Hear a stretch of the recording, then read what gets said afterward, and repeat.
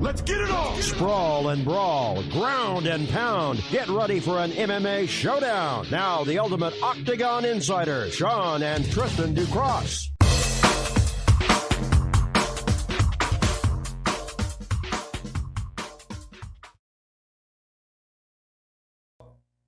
So start from scratch. All right. Redo it. So Paige VanZant signed with Bkfc. And how many fights is it officially? So it's been mixed reviews because everything I've been reading is that it's a 4-fight deal with bare-knuckle. And bare-knuckle is signed her for a multi-million-dollar contract. Right. And what's interesting is that, so it's a 4-fight deal, and it is worth $1 million worth, get this, incentives. They put incentives into her contract. So to me, when you sign with bare-knuckle or you sign to do this, what she's doing is betting on herself and hoping that... Betting on her brand. Yes. And the end result that, hey, you know what? I'm going to make more money doing this. Even though I'm a pretty face, I'm going to make more money. And in that end, is it really beneficial to her? I don't know how much fighting or competitive she's going to do. The interesting thing is that David Feldman of Bare Knuckle came out and said that, unlike, I'm paraphrasing, is that we're going to put fighters in front of her that showcase her skill set and make her look good. Is that really what you want to say to your fans? Right. Like, I would not say that. And don't get me wrong. Don't get me wrong. Bare Knuckle has been the type of organization that doesn't care about what anybody's opinions are, about what their thoughts are. They just don't care, Sean. Yeah. They care about the product that they're putting on for the fans. They care about the fighters that are stepping inside the circle. I thought exactly that. When I saw this news broke, I honestly thought for a second that I was like, dude, there's no way you're going to put Paige VanZant inside that circle and have her get destroyed. It's just not going to happen, Sean. It's not. There's no way humanly possible you're going to put that beautiful lady inside of a circle and watch her get her face smashed into a bloody pulp. It's not going to happen. There's too much now on the line for, I want to say for both, honestly. Yeah, I can kind of see that. And when you talk about that, David Feldman in the Instagram thing said that was that they're going to do more on social media with Paige VanZant. Why not? And that's incredible because you've got a woman who has seemingly single-handedly reinvented social media for fighters or female fighters for that matter. That's one thing you can't take away from Paige VanZant. She understood the social game. She has exploited that to her advantage. So if BKFC has bigger plans and everything else, then bravo for them for tapping into that. It's going to be interesting to be seen about how this is all going to transpire and how this is all going to play out, because it's really one of those things that, like, hey, now, do we really want to go that route? So at the end of the day, Sean, here we are in 2020 in a pandemic world. Bare Knuckle seems to be elevating and taking combat sports just above kind of like the tick mark. Is this a good move, bad move? Where do you think this lands, though? It lands on the spectrum of that it's a bad move because of the fact bad move for who? Bad move for BKFC or bad move for... Bad move for Paige VanZant, because if this does not go according to plan, this is going to be horrible on her career. She's already... teetering on the outs a little bit? Yeah. It's like when you're 8-5 in the UFC... or as an MMA fighter for that matter, you're in one of those situations that it's like, it's not that great.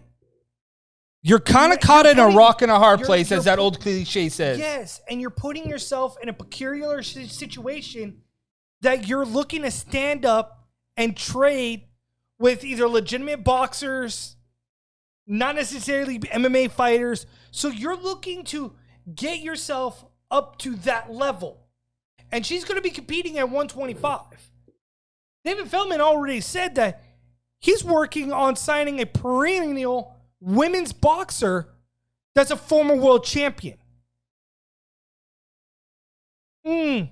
Just saying, that's going to be something that's unique and interesting for the future of BKFC and what that entails for none other than Paige VanZant. Because if you go off at what Feldman said in one of his recent interviews today, is that then you're not going to see Paige VanZant versus this boxer that he's trying to bring in right now. It is a very interesting world we live in right now for combat sports. There's money to be made in bare knuckle. There's very little at this point for money to be made in like the UFC or combat sports based off of what we have seen if you're not a big time player.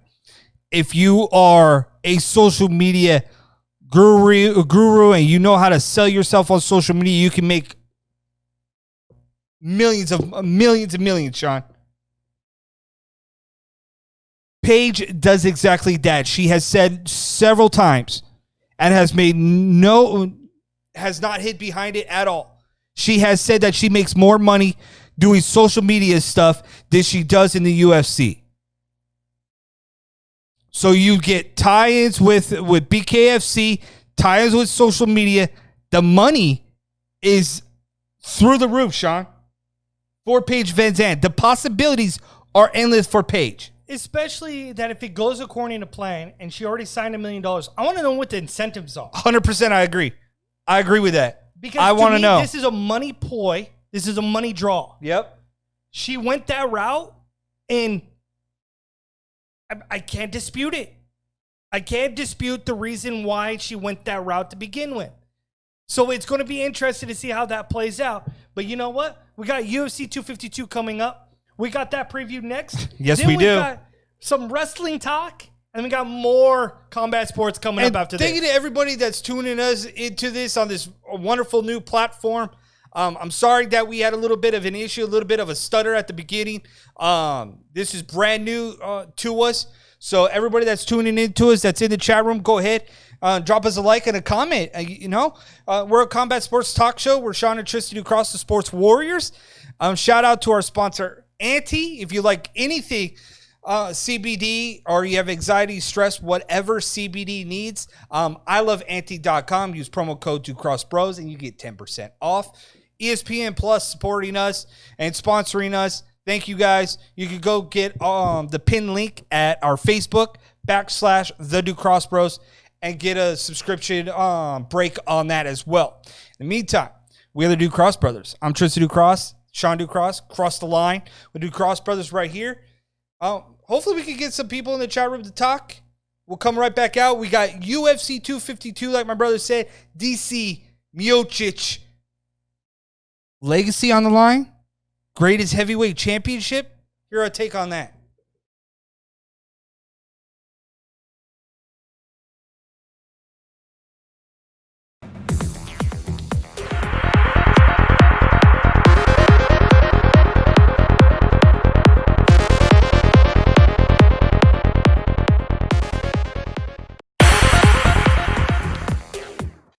The Ducross Brothers, a combat sports talk show like no other. We rip headline stories off and give our take. We talk about professional wrestling, combat sports, MMA, Muay Thai, UFC, Bellator, BKFC, you name it. We got you covered on all fronts, combat sports related. We are the Ducross Brothers. We do this every Wednesday at 7 p.m. Pacific Standard Time.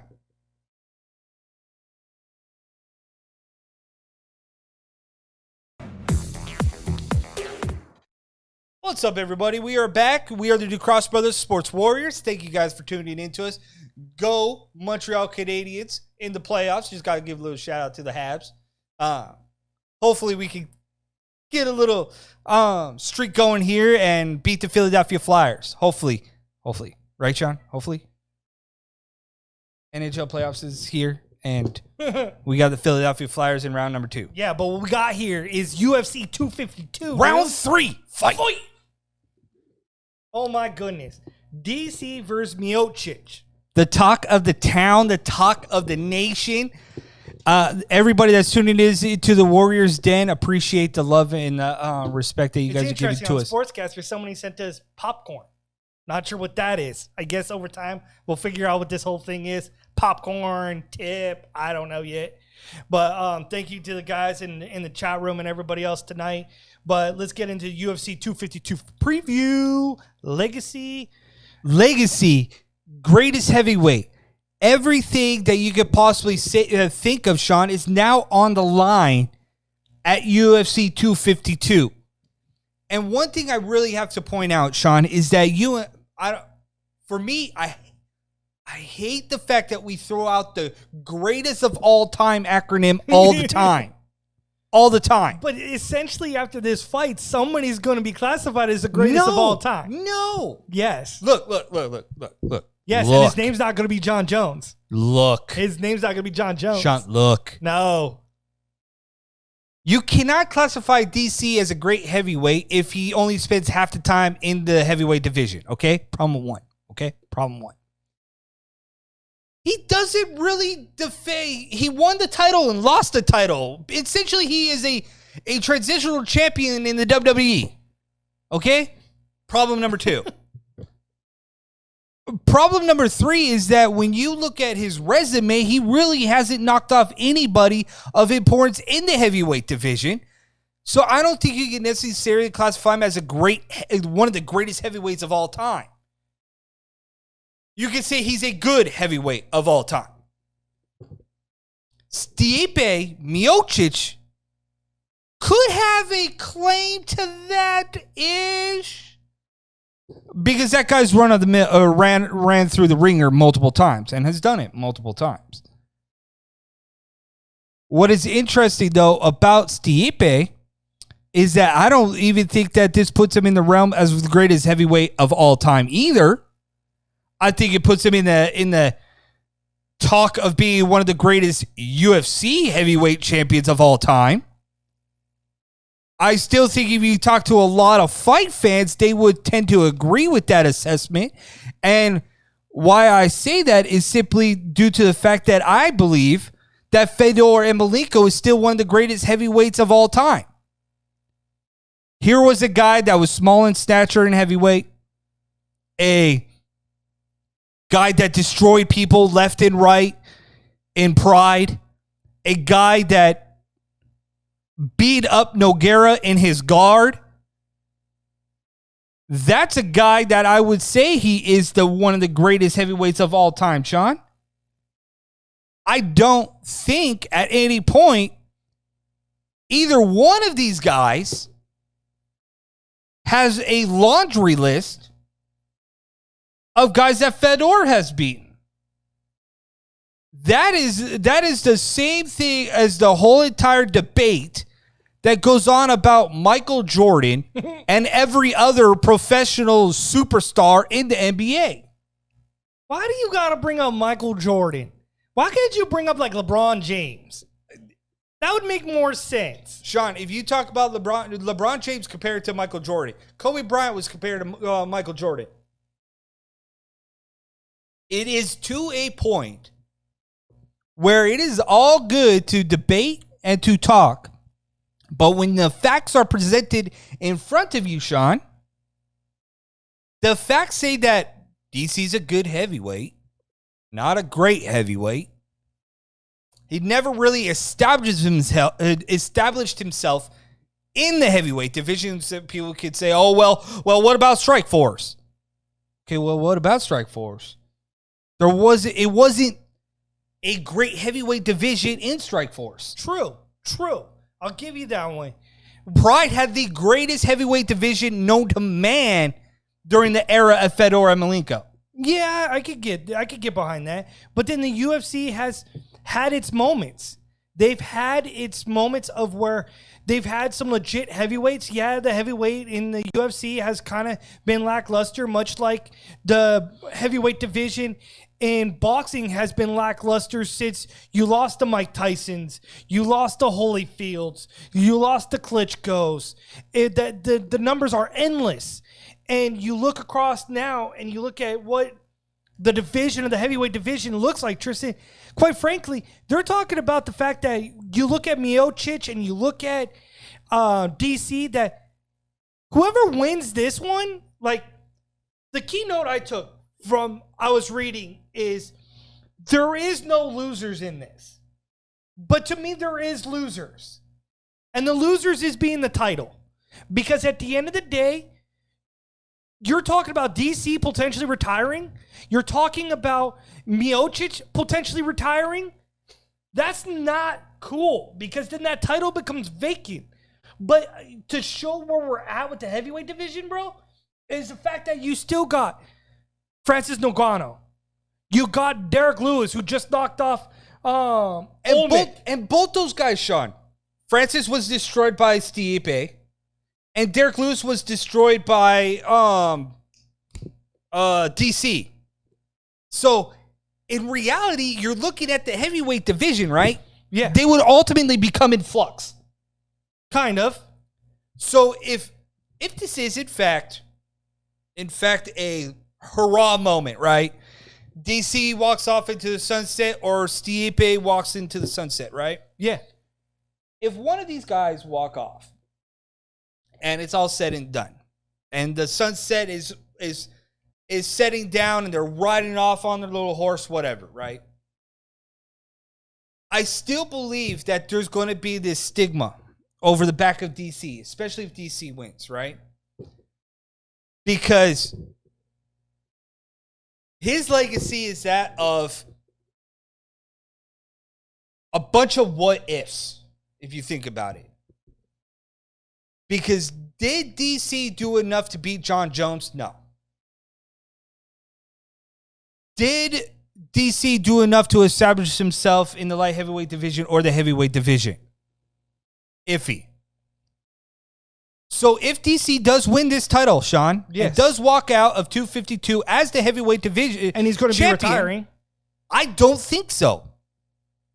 I think that he has to, for his legacy and his legitimate star at the top of the mountain, especially if the heavyweight division, there's still that man.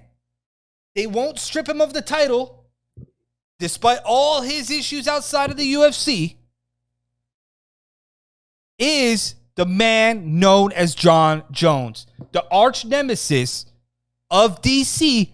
I think before he runs off into the sunset, there's that 5% chance that I say DC John Jones heavyweight division 2021.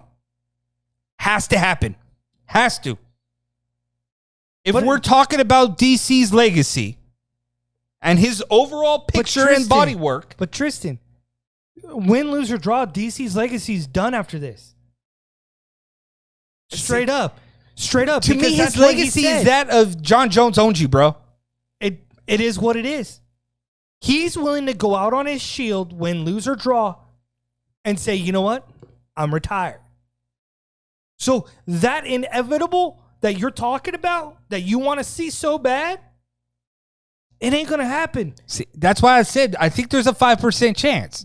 If there's a money fight to be made. There's a less than 5% chance when you're talking about DC. If DC doesn't come up and say, you know what, I'm not going to retire. Right. Unless he comes out after that and holds up that title and then announces with Joe Rogan and says, guess what?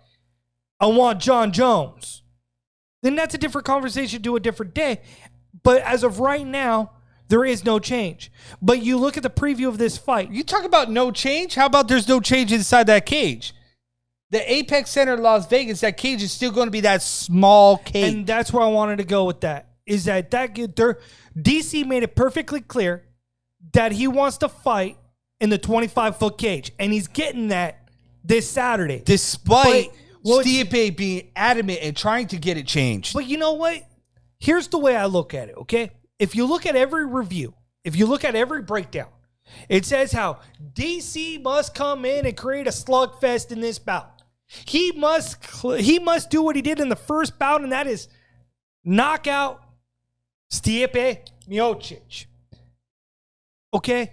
And Miocic in this fight needs to go back to the drawing board and be that patient guy that in the fourth round of the second round use your fight, angles, get the boxing going.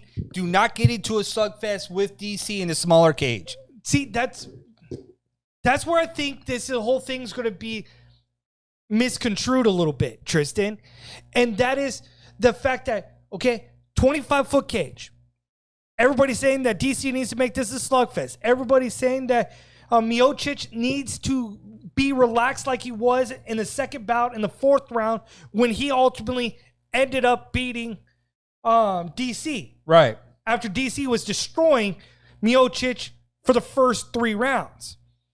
But the interesting thing that I picked apart on this one, Tristan, wasn't the fact that, oh, he needs to be relaxed. Oh, he needs to make this a fight. No. Scrap that. I'm going to educate you a little bit. DC ain't going to go in there and try to turn this into a slugfest this time. You think he's going to go back old school wrestler, grind it out? Yes, that's exactly why he wanted the 25-foot cage. Because you're going to force the combat to be close centered proximity. So you're going to allow basically DC to come in and grab a hold of Miocic. I can see that. And then work him on the cage. And then grind him on the cage. And just make it uncomfortable. Do you think this Miocic. goes to distance? Or do you think somebody's getting laid out? No, somebody's going to sleep. Somebody's getting slept. I just don't know necessarily who. But if I'm going to pick my poison, I'm going to go ahead and say that, you know what? Let's go ahead with the latter. And I'm going to say that DC is going to win this because he's going to grind it out. It's possible. I think that's the reason why he wanted a 25-foot cage, is because he can get his hands on Miocic and not allow Miocic to utilize his reach and his boxing prowess to keep the distance. Man, I'm so indifferent about it. I've heard all week about this smaller cage, right? The DC getting the smaller cage, or they're keeping the smaller cage regardless, okay? But I almost think that's unfair that Miocic is your world heavyweight champion, right? Yeah. And he has been so adamant to try to get the big cage into the Apex Center. And what's interesting is that in boxing, right, if you're the A side, you get to choose what the ounce of the gloves are. Yeah. DC ain't the champ. Why does he get to say? Because it's DC. DC's all over everything. He's a commentator. He's on Ariel Helwani's podcast. He's on anything and everything related to the UFC. So unfortunately, when his face is the poster child and you don't say Miocic, who's been out for let's put everything in the favor of the DC. Let's give him every opportunity to become the world champion. If you want to play devil's advocate, Tristan, if you want to play devil's advocate, then the reason why they're doing this is because of the fact of all the issues with John Jones. Because of everything they've allowed John Jones to get away with, they feel obligated to give they DC owe something to DC. I like that narrative.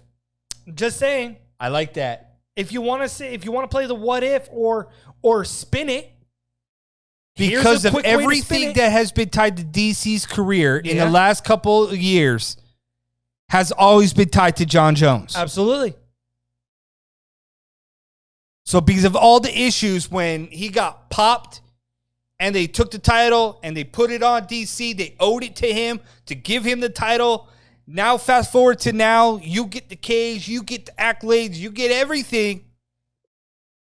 So we're giving you every opportunity to win at UFC 252 to become the greatest of all time. They feel bad for DC. Maybe that is. See, that's what I'm saying. Is what it is. Maybe. That's what I'm saying. As weird as it is, if you want to play this, and nobody will talk about that kind of side. except for your boys, Sean and Tristan across the Sports Warriors. We will be transparent with you and give your honest opinion. Nobody's going to have the gumption to throw that what if scenario out there because it's too touchy. It's not right to think that way. But in this situation, you can't help but think about it because of the fact that you look at what DC's been through. John Jones is always going to be over his head. Always. That's why I think the 5%, Sean, it could happen. Tristan, this is not Floyd Mayweather and Manny Pacquiao circa 2000 or 1999. I don't know. If they back up the Brinks truck and out comes a load of money, DC's taking off that tie, taking off that suit, putting it down one more time, stepping inside that cage to pray and hope that he can shut up John Jones for the rest of his life.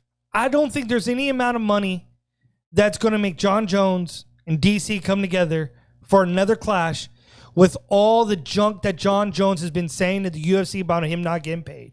Come on. It would be fun, though, right? Because to me, who would you rather see? DC versus John Jones again? Admit it, though. It would be fun. It would be fun. Stop. Who would you rather see? If you're talking about a money draw. Right. DC versus John Jones. Or John Jones versus Adesanya. I don't think that's a hard debate. I really don't. I see this debate as clear, cut, and dry. I would rather see the style Bender versus John Jones. That would be an exciting fight, yes. But I think that'll be more captivating the legitimacy of the talk of DC, we need to have a definitive answer between Jones and DC. Before DC officially runs off to the sunset, it needs to happen. It does. The 5% inside of me needs that fight. I'm sorry, Sean. I need that fight. I need it in my life. To just make me feel all warm and fuzzy inside, it needs to happen.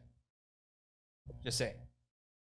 Kind of like why I like this whole O'Malley versus Vera fight as the co-main event. Two of your rising stars in the bantamweight division will collide, will go head-to-head. Vera 5-1 in his last 6, climbing that ladder. O'Malley, you know what it's all about. Sugar continue to just go as crazy as his hair colors. You know what's interesting about this fight?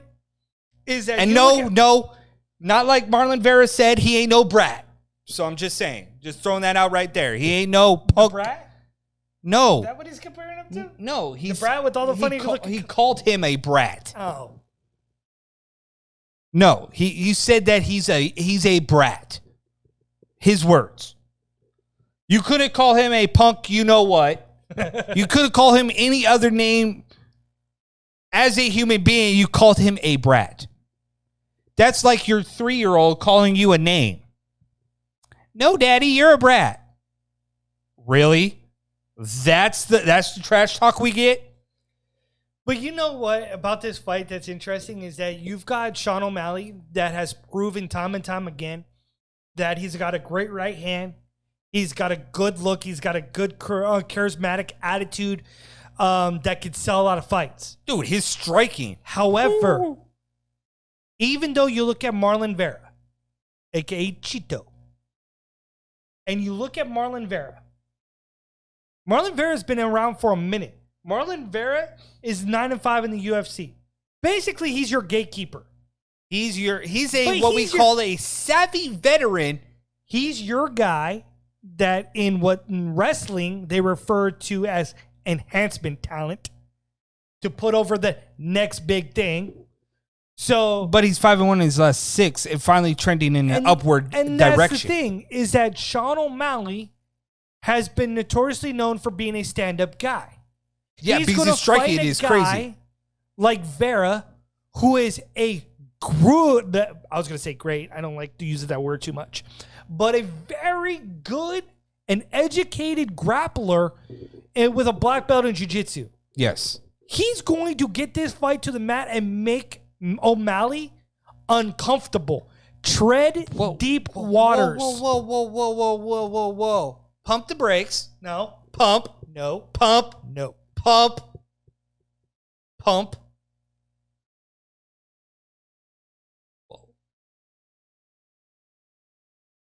Do you think Marlon Vera is going to beat Sugar O'Malley? Because I am Sean and I love to push the envelope? Yes, I do.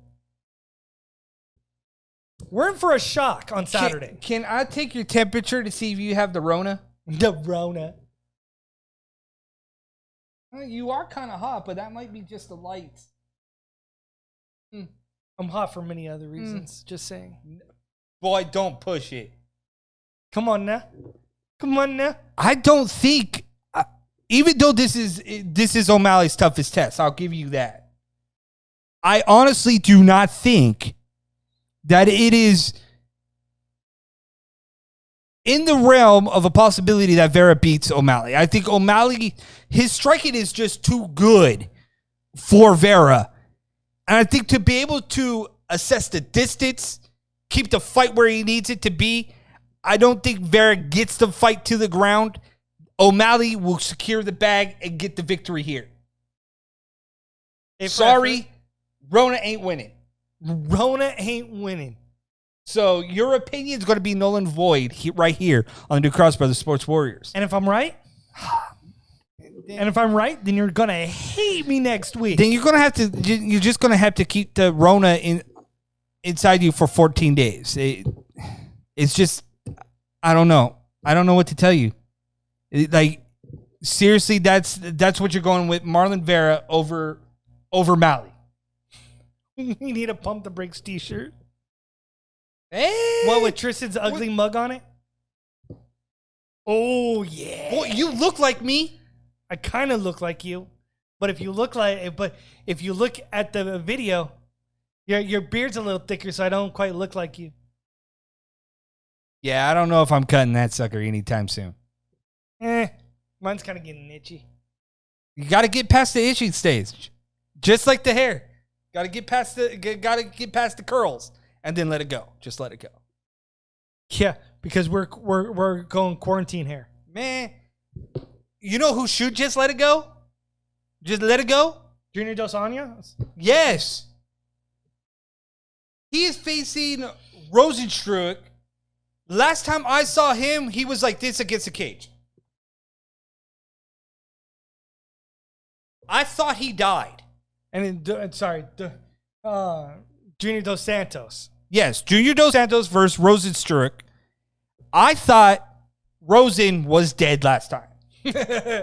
When I saw his name pop up against Junior Dos Santos, I was like, oh my God, he's alive? Last time I saw him, his soul was removed from his body. Dos Santos has been knocked out back-to-back outings. Rosensteirk's soul left the body, flew up to the heavens. Both guys are going to be battling it out. Junior Dos Santos honestly believes if he wins, he should get Derek Lewis or somebody for a title contender match. Bro, you've been knocked out back-to-back twice.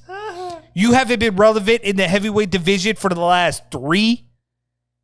Why do you think one fight gets you into a title contender fight against Derek Lewis? Because he's a little cray-cray. I wouldn't put it past him. He was knocked out twice, back-to-back. His brain cells is probably like about this big now. Oh, my goodness. So who do you have, Tristan? Dos Santos? Let me flip a coin.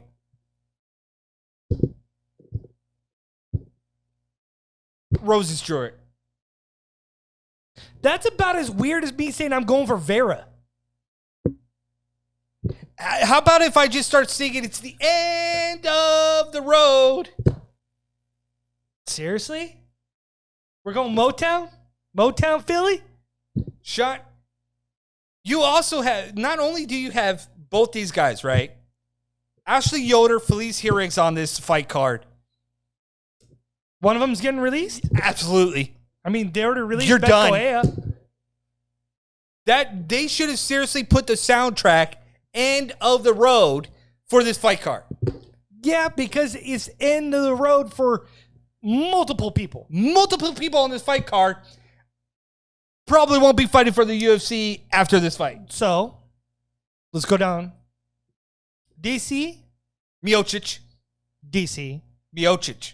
Okay, so you got Miocic, I got DC. We're not going to agree. Sean O'Malley or Vera? Sean O'Malley. Vera. See, we're not going to agree. Junior Dos Santos? Rosensteirk. Junior Dos Santos. Told you. Not going to agree. Agree to disagree. So with that said, we're going into a break, and then we'll come right back with wrestling talk with Raw Underground. Why? Oh, we'll tell you why. We're the Ducross brothers, the Sports Warriors, Tristan Ducross, Sean Ducross. Shout out before we go on a break about our sponsors, ESPN Plus. Go to Facebook / the Ducross Bros. Get the pin link. Get a cut off the subscription deal by using our promo code there. iloveanti.com for all your CBD needs. I use the drops. My brother uses the muscle rub. It's incredible stuff. You should get it. Use promo code Ducross Bros. Save 10%. That's where you need to go for your CBD needs.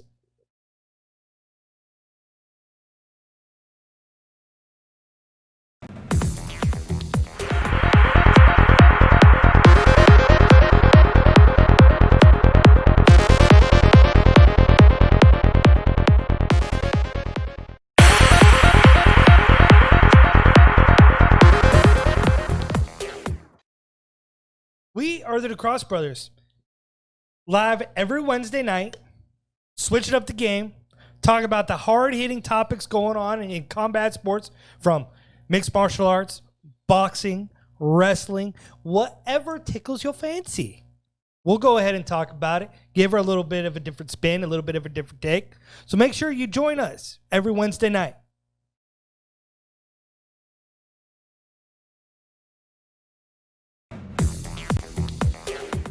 You like that tickle your fancy, right?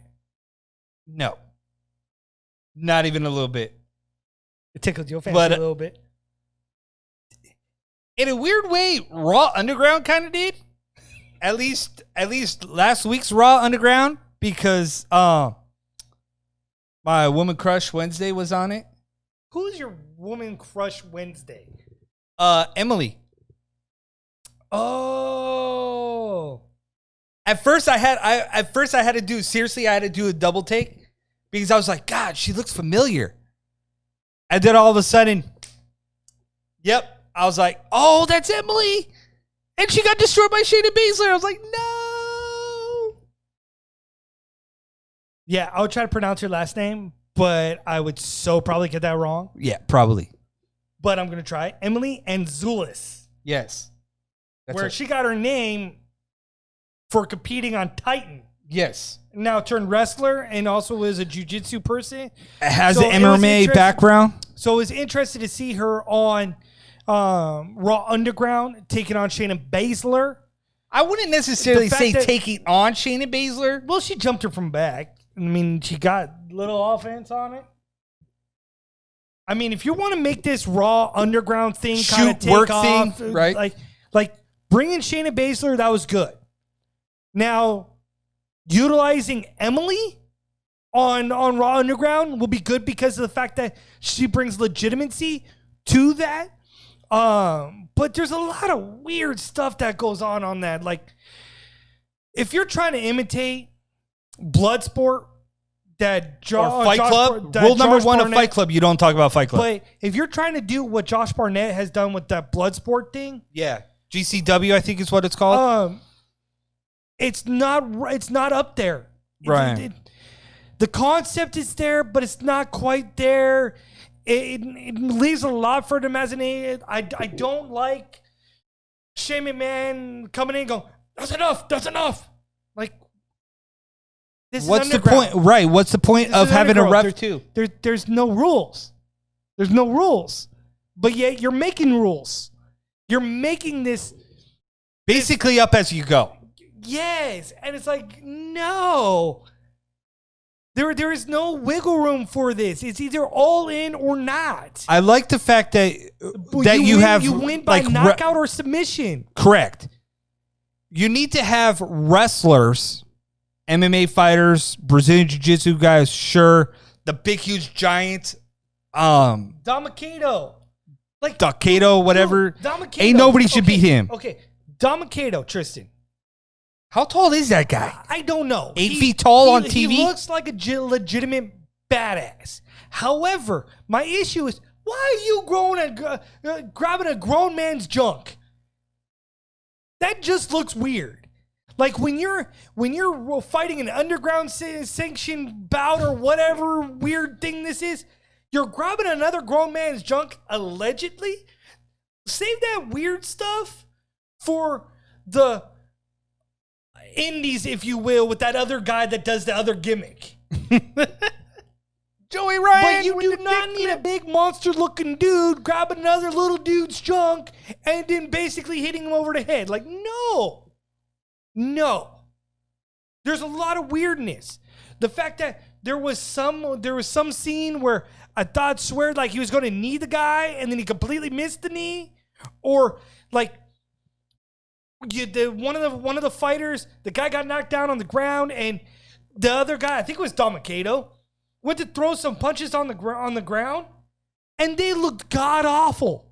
A big monster of a guy can't throw a punch to save his life. We have a problem.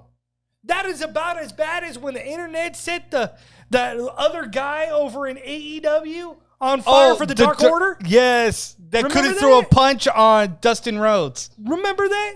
That's about as bad as what I saw with Damaquedo. At some point, Sean, you have to look at Raw Underground.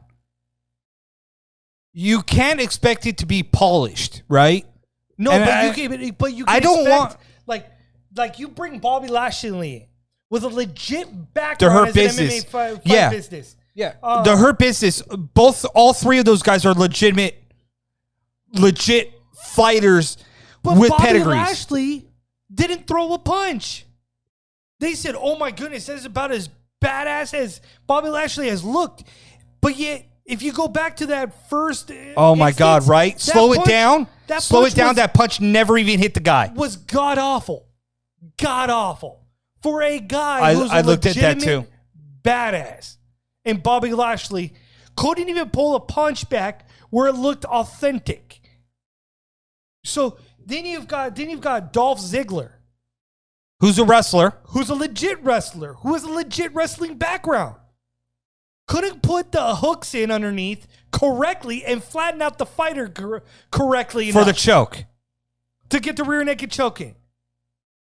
Like, if you're going to make this authentic, or at least look like it, you have to go all in, or at least 100%, close to it. 100%. You can make this look real enough and still hold back punches of some sort, or hold back a little bit extra.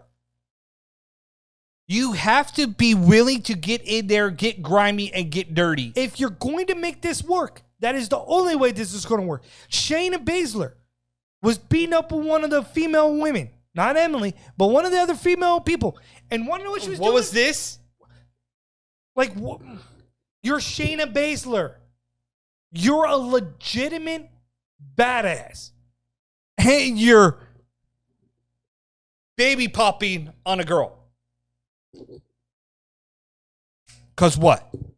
Your phantom right hook to Sasha Banks in the back like 2 weeks ago looked more authentic than that. Right?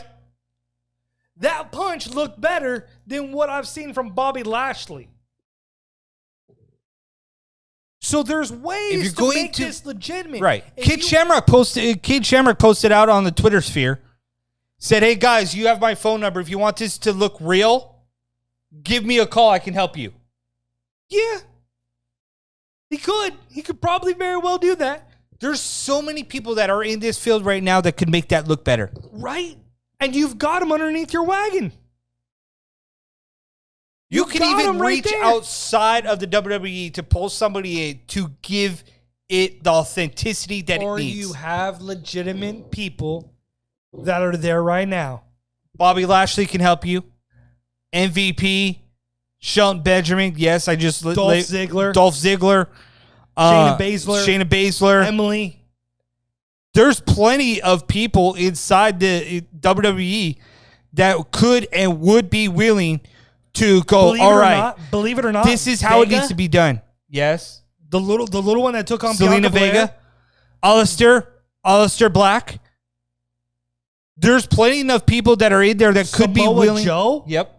That could be willing to get their hands dirty in a product if you really want to take it to the next level. Yeah. If you really want this to be something big, because you guys are losing ratings, you guys are losing money, you guys are literally grasping at straws right now, there are people that are willing, that I'm telling you right now, that would be willing to take this to another level. Yeah. And this is a great idea that is being half-assed right now. 100% agree with that. And what would be interesting is, forget about putting this on 10 o'clock on Monday night. If this is a legit concept that you want to do, why not just pull it off of Raw? Give it some more time. Yeah. Give it some more leeway and put it on the WWE network. It worked for NXT. Boom. It worked for NXT. You want to build a fan base? Blown. Yeah. You want to build a this fan base. You want to build something different. And give it some type of legitimacy. Put it on your network for a little while. Just for a little while. Just to grow that kind of that fan base, that grittiness that you're looking for. Right. But, I mean, they need to seriously go deep with this Raw Underground. Like, it's non-sanctioned. Allegedly, even though you got freaking Shane McMahon going, enough, after one guy gets popped once. Shane McMahon needs to eliminate himself from the program. We don't need a McMahon in a program like this. Just put him aside. Even though, again, Shane McMahon, from everything that I know, has shown that he is an advocate for this style. And I get that. But and then the fact that he's trained some way in mixed martial arts in the past. So it makes sense for him to do it. But again, it's like, if you want to emphasize everything, then this is how you do it. right. It has to be every participant, every person involved, Sean. All hands on deck. You have to be willing to go above and beyond for a segment. And it's funny because, it's a segment. A segment inside of Raw. You have to be able to go above and beyond, Sean. You have to. Because if you're going to start doing this in the middle of Raw or the beginning of the third hour or whatever it may be, then at the end of the day, you're taking away from the storyline. You're taking away from the continuity of the event itself. Yep. And when you're doing that, you're going to cause more issues with the continuity. So you've almost got to single-handedly break it off and say, okay, yeah, let's make this Raw Underground. Let's create a logo. Let's create the authenticity of it. Let's add commentators. They did create a logo. And again, that's week 2. That's why I didn't call it a logo. Oh. But add commentators. Add legitimacy. Get rid of the strippers or the looking female dancers, whatever you want to call them. They weren't there last week. Thank God. But, by the way, too, get rid of the smoke. Right? Get rid of the smoke. Why is there smoke coming out of the door when your bouncer dude lets you in? Like, unless you have fans with a glass of cognac and a cigar, there should be no smoke in Raw Underground. None. But I guess there's no smoking right now.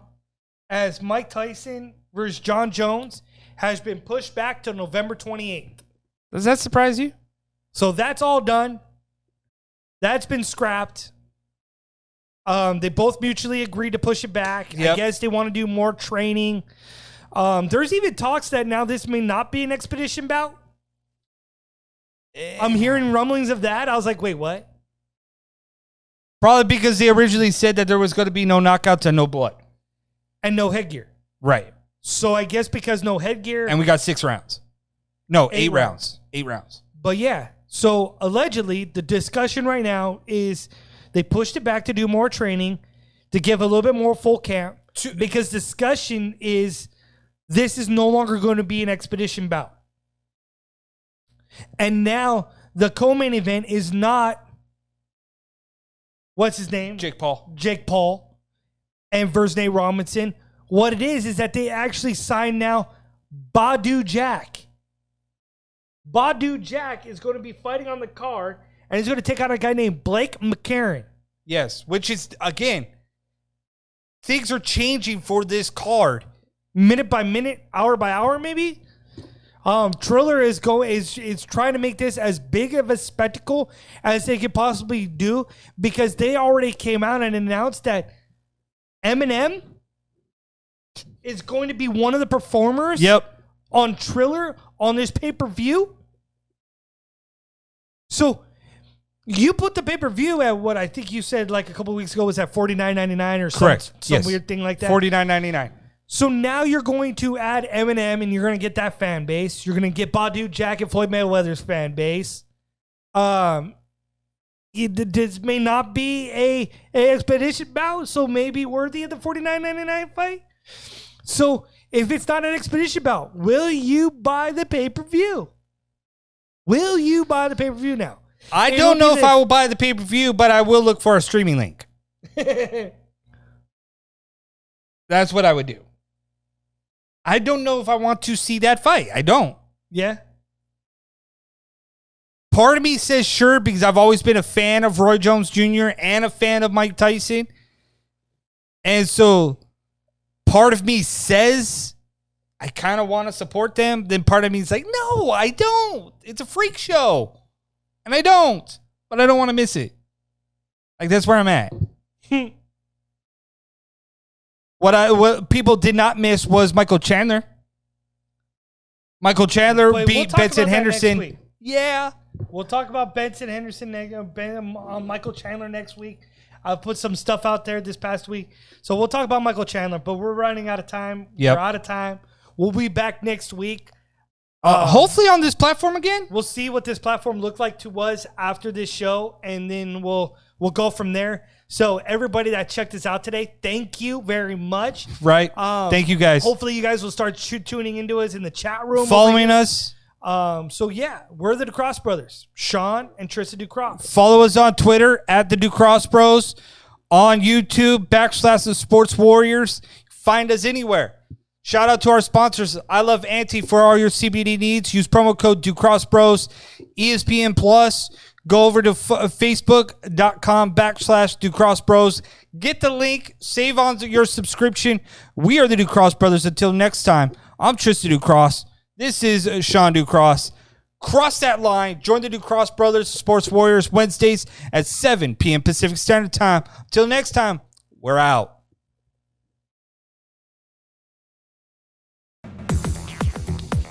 Let's get it on! Sprawl and brawl, ground and pound. Get ready for an MMA showdown. Now the ultimate Octagon Insider, Sean and Tristan Ducross.